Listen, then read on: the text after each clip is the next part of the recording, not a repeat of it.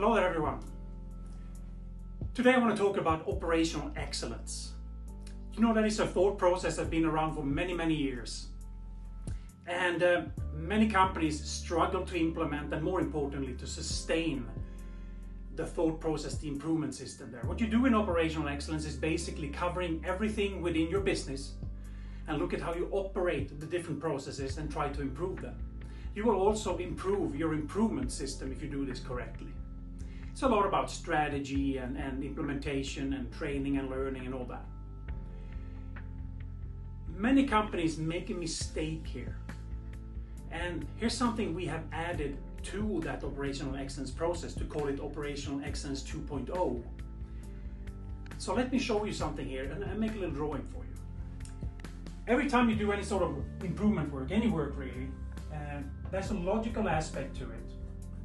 Logic has a connection to time, so every step you take takes a certain amount of time, which makes sense. I mean, you do a strategy or some type of deployment, maybe you do some mapping, you do some improvement work, whatever it is, it takes time.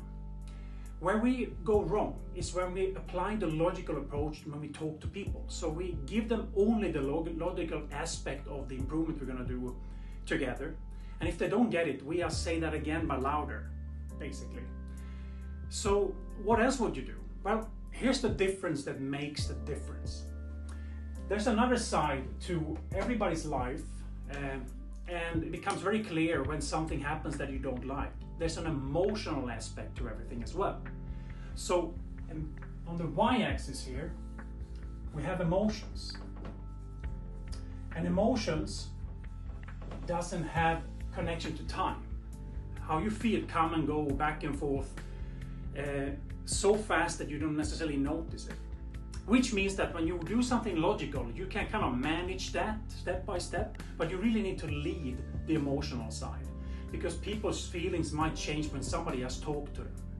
So working on the emotional side requires a lot of skill and understanding, but also a lot of will to really work with people. You can't just do a one-off.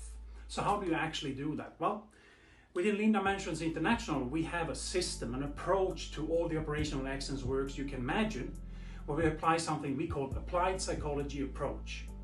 Everybody's trained to act in a way where you can stimulate an emotional reaction that is positive for the person by doing some work logically and then apply techniques and methods on the emotional side. So let me explain what I mean.